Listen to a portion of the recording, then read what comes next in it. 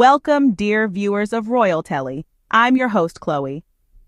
Today, we delve into the whirlwind of events following Prince Harry's decision to step away from the royal family, a decision that sent the media into a frenzy of speculation, conjecture, and a seemingly endless stream of narratives. The 48 hours that followed Harry's departure were nothing short of chaotic. Every news channel, every tabloid, was abuzz with the same monotonous refrain. Harry is desperate to return. He's in misery. He regrets everything. It was an all-encompassing wild narrative that sought to paint his departure as a desperate escape from an institution, rather than a conscious choice driven by purpose.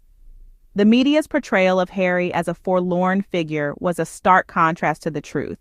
Our prince was in Ukraine, a country where he has achieved what can only be described as cult hero status. Cheered on by veterans, embraced by the public, and looking every bit the international statesman, Harry was a far cry from the picture painted by the British press. In the midst of this media circus, Harry's alleged secret meeting with President Volodymyr Zelensky came to light. A meeting that the British government reportedly tried to obstruct, revealing a level of pettiness that is hard to comprehend. It seems the establishment would rather undermine a global humanitarian effort than see Harry on a platform of influence. And then, in the midst of all this frenzy, came the interview. An interview that saw Harry not just speak, but deliver a masterclass in accountability and truth. He addressed the lies, debunked the myths, and spoke his truth, standing firm in his principles. Harry's message, inspired by Meghan Sussex, was simple yet profound. Just stick to the truth. A call for reconciliation based on truth, not on the whims of an institution. He was not begging to return, nor was he living a life of regret. He was and is living a life defined by his own principles, a life that he is happy with.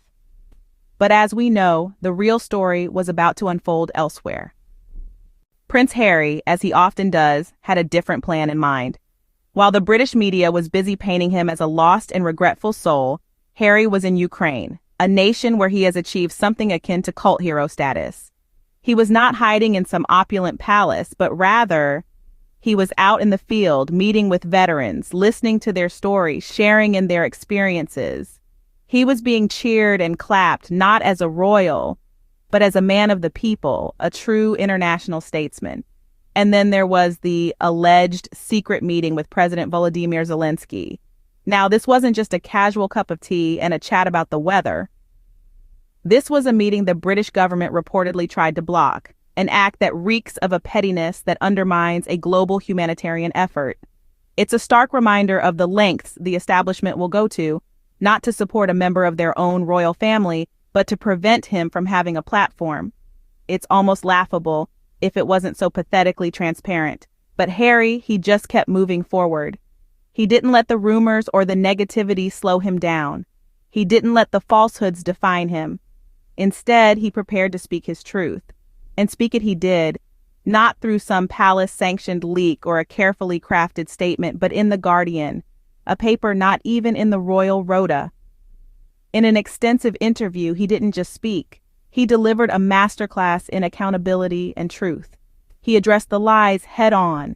He made it clear that he's not miserable, that he's happy with who he is and the life he's leading. And all the while, he was preparing to deliver a message, one that was inspired by Meghan Sussex, one that is simple yet profound. Just stick to the truth. Meanwhile, Harry was preparing to speak his truth. Prince Harry chose The Guardian for his tell-all interview. A venue not entangled in the royal rota, a place where he could speak his truth unencumbered. And speak he did.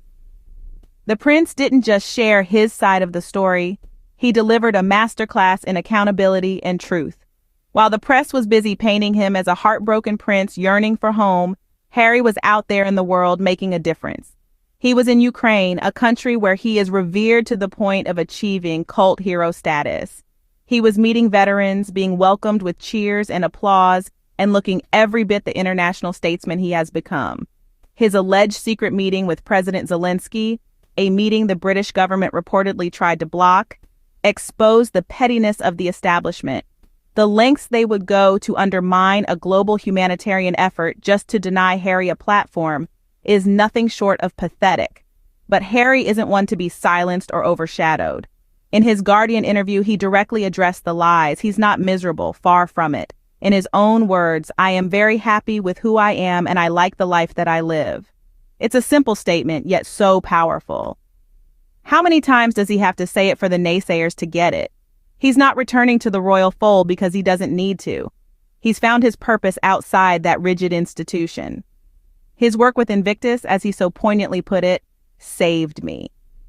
And then there's the myth that he aired his dirty laundry in Spare. Harry made it very clear. He called it a series of corrections to stories already out there. This is a profound point. The narrative for decades was set by the palace and the press. Harry simply gave his side for accountability, not for revenge. Perhaps one of the most important points he made was distinguishing between the British public and the press. He feels a lot of support from the British public, but views the press as out of touch with the nation. The press has tried to speak for the nation for too long, but as Harry said, the public can speak and think for themselves. Harry's core message, inspired by Meghan Sussex, is simple. Just stick to the truth. His stance isn't stubbornness, it's having principles. He wants reconciliation, but only after there is truth. He's not coming back to beg for scraps. He's living a happy, purposeful life defined by his own principles, and for that he has no regrets. Like his mother Diana, he's doing it his own way. Harry's message was clear and powerful. He stood tall and spoke his truth. His words were a beacon of authenticity in a world often shrouded in illusion. His story is a testament to the power of truth, resilience, and the pursuit of a life lived on your own terms. In the interview, Harry reaffirmed his stance and delivered a powerful message. He made a key distinction that is often overlooked. There is a difference between the British public and the British press. He feels a lot of support from the public, who he believes can speak and think for themselves. He pointed out that the press, on the other hand, is out of touch, trying to speak for the nation for far too long. But Harry's core message goes beyond this. It's a simple, yet profound principle. Just stick to the truth. This isn't stubbornness. It's having principles. Principles that he lives by every single day. He's not interested in perpetuating a narrative that isn't true. He wants to be accountable, to set the record straight, to correct stories that have been spun out of control. He also expressed his desire for reconciliation, but it's a reconciliation based on truth. He's not interested in sweeping things under the rug, in pretending that everything is fine when it's not. He wants to address the issues, to have honest and open conversations, to find a way forward that is based on truth and understanding. And this is perhaps the most important part of his message. He has chosen to live a life defined by his own principles. He has found his purpose outside of the rigid institution that he was born into. His work with the Invictus Games, as he put it, saved me. He's not coming back to be a working royal because he doesn't need to. He's found fulfillment elsewhere, and for that, he has no regrets. Like his mother Diana, he's doing things his own way. He's not afraid to challenge the status quo, to speak his mind, to stand up for what he believes in. Harry's stance was not of stubbornness, but of adherence to principles. He's living a life that he's proud of, a life that is true to who he is, and in doing so, he's showing us all the power of authenticity and the importance of staying true to yourself. Harry's interview exposed the stark contrast between the media narrative and his lived reality. In the face of relentless media frenzy, this royal renegade has stayed true to his principles, proving that his happiness and purpose lie beyond the palace walls.